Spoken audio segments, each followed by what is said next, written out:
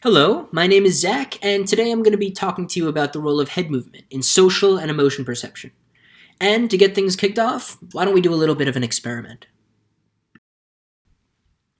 I'm going to show you two faces, and for each face, I want you to yell out the emotion label that you think best characterizes that face. And why don't you do it loud enough so that everyone in your quarantined home can hear you? Here's face number one, and here's face number two.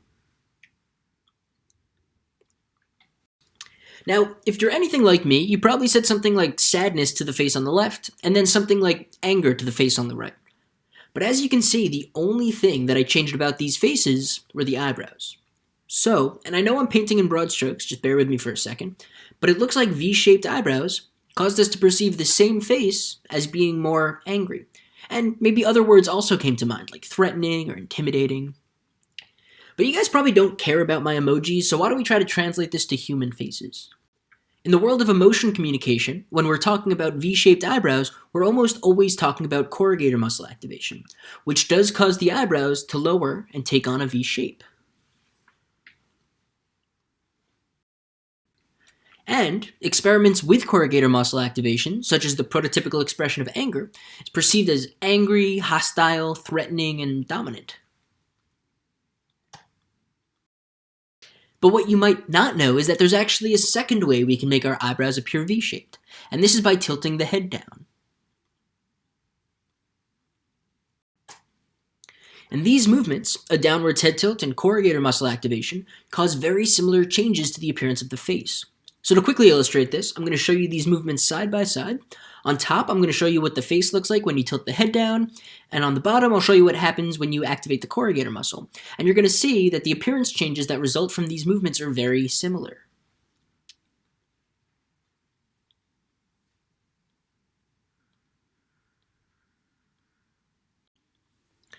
So maybe at this point you're thinking, okay, Zach, I see what you're trying to do here. Maybe both a prototypical anger expression and a downwards head tilt cause similar changes to the appearance of the face, so maybe they're both going to lead to perceptions of anger.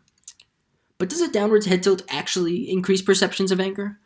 Well, there really isn't much research on the role of head tilt in communicating anger per se, but we can use some of the research on head tilt and dominance to inform what the effects of head tilt on perceptions of anger might look like. Just so it's clear, dominance is defined as using aggression to intimidate others and influence their behavior, and given that anger is perhaps the most central emotion for aggressive behavior and eliciting fear, these two constructs, anger and dominance, are inextricably linked. In fact, speaking directly to this, prototypical expressions of anger increase perceptions of dominance, aggression, intimidation, and have actually been found to help people emerge as dominant leaders in groups. Similarly, tilting the head down increases perceptions of dominance. For example, in one study, we found that a downwards head tilt increased perceptions of dominance by more than a full scale point. And it's really changes to the eyebrows in particular that explain why a downwards head tilt increases perceptions of dominance. So, for example, since it's the eyebrows that cause this effect, we don't need to show participants the whole head. We can show them just this part of the face, where the eyebrows are located, and a downwards head tilt still increases perceptions of dominance. And furthermore, since it's the eyebrows that cause this effect, we must show them this part of the face. If we take this part of the face out, the effect of a downwards head tilt on perceptions of dominance goes away entirely. So, taken together, this part of the face, where the eyebrows are located, is both necessary and sufficient for a downwards head tilt to increase perceptions of dominance. I've also shown this with more traditional mediation too. So in another study, I recruited 61 targets who varied in gender and ethnicity, and we took pictures of them with their head level, and then again with their head tilted down 10 degrees, and we actually coded the angle of their eyebrows in each image. We then showed these images to nearly 400 judges who rated how dominant the person in each image was. And we found again that targets with their head tilted down were perceived as more dominant. And we also found this effect was mediated by eyebrow V-shape, such that a downwards head tilt increased eyebrow V-shape, and more intense eyebrow V-shape in turn predicted how dominant targets were perceived to be. I should also mention these effects held controlling for target and perceiver, gender, and ethnicity. All this to say that in the experiment we took part in together during the beginning of my talk, it's sensible you would have identified this expression as angry or threatening or dominant because of these V-shaped eyebrows. But when we translate this expression to human faces, this expression, based on its V-shaped eyebrows, could be one of two different things. It could be a prototypical expression of anger with the corrugator muscle activated, or it could be a downwards head tilt. But there's also a third possibility. Maybe it's both, presented at the same time. But interestingly, despite how similar the appearance changes that result from these behaviors are, these behaviors have almost exclusively been looked at separately. But if we know that a downwards head tilt influences perceptions by changing the appearance of the eyebrows, and we also know that corrugator muscle activation influences perceptions by changing the appearance of the eyebrows, given that this muscle is only capable of changing the appearance of the eyebrows, well, these two behaviors are capitalizing on the same visual mechanism, and therefore, when displayed in tandem, they might build on each other or have some sort of synergistic effect. So let's find out, will head movement influence the message communicated from facial expressions of anger? And let me try to explain this with pictures instead of words. So let's take a prototypical anger expression, which, as we know, is characterized by V-shaped eyebrows that result from corrugator muscle activation. If we add a downwards head tilt, we might enhance the apparent V shape of the eyebrows, therefore enhancing the signal communicated from the expression.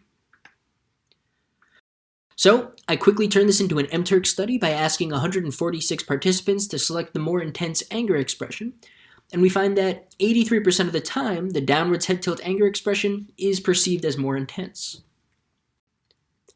We then replicated this exact condition in a new study, this time with roughly 250 participants, and found nearly an identical effect. So, pretty cool. We found that we can actually increase perceptions of anger over and above that of a prototypical anger expression. Then in this second study, we also decided to get a bit fancy.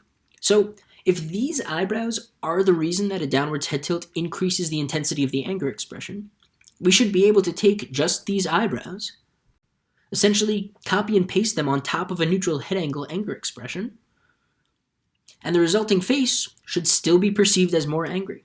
And we find exactly that. Introducing just the eyebrows of a downwards head tilt anger expression to a neutral head angle anger expression, keeping all other features of the expression constant, is sufficient to increase the perceived intensity of this anger expression. And this dissociation works both ways, right? So if these eyebrows are critical, well, let's get rid of them. Let's take these eyebrows from the level head angle anger expression and use them to replace the eyebrows from the downwards head tilt anger expression. And when we do this, we find exactly what we hypothesize. A downwards head tilt no longer increases the intensity of anger expressions, given that these eyebrows are no longer able to take on a more intense V shape.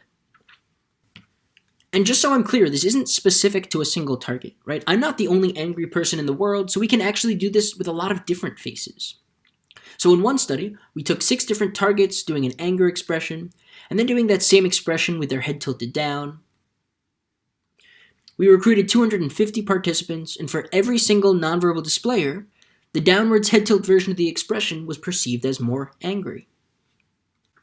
Then, much like the last study I showed you, we used the eyebrows from the downwards head tilt stimuli and used them to replace the eyebrows from the neutral head angle expression.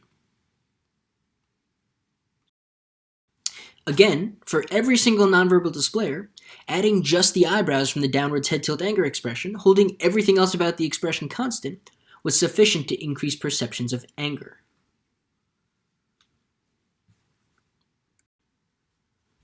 So, hopefully I've convinced you that the downwards head tilt intensifies anger expressions, and this is at least in part due to changes to the appearance of the eyebrows.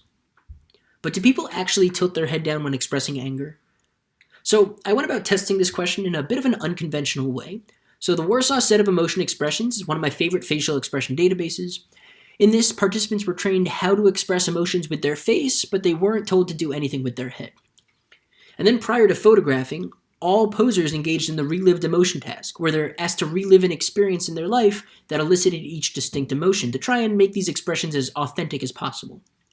So the question we want to ask, do people inadvertently, without instruction, tilt their head down when expressing anger? And just to give you an idea of what these stimuli look like, I'm actually going to walk you through some of them, and hopefully you're going to see that it's pretty natural for people to tilt their head down when they're expressing anger.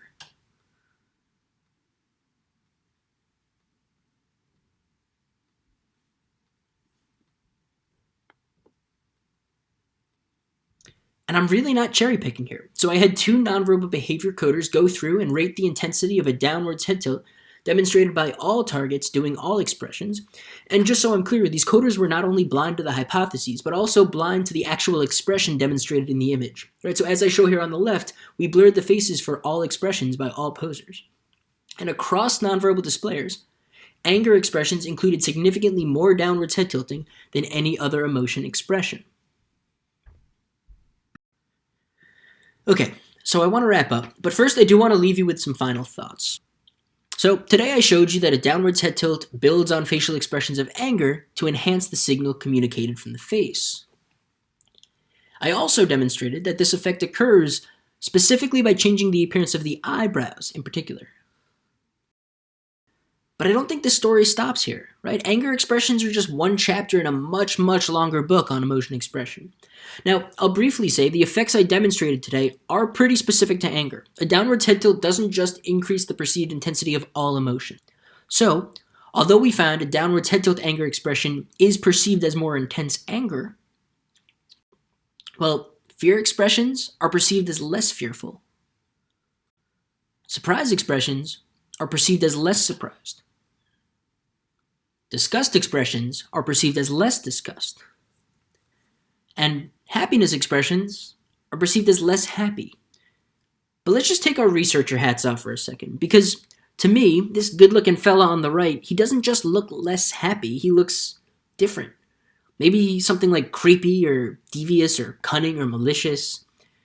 What if a downwards head tilt doesn't just decrease the intensity of expressions other than anger, but it might actually categorically change them entirely? I think head tilt is critical in uncovering compound expression of emotion, or possibly even expressions of entirely new emotion. And I don't have time to talk about this data today, but I've collected data in both the US and Germany showing that people are way more likely to call these expressions something like schadenfreude or pleasure at the misfortune of another, despite the fact that these are prototypical expressions of happiness. They're just paired with a downwards head tilt. So, maybe it's possible that in some cases, a downwards head tilt will categorically change the message communicated from the face without even changing the facial expression. And maybe, just maybe, this is why during some of the most iconic villainous scenes of all time, head tilt can enable people to get away with smiling, even Duchenne smiling, without coming across as warm, friendly, and pro-social. All this to say, if there's a single take-home message from today's talk, we need to care about the head. It's the physical foundation of the face. We would never build a house without checking the foundation. Why should we focus on the face without also considering the role of the head? With that, I want to thank you for your time, thank you for your attention, and a special thanks to Jess Tracy, who's made all of this research possible.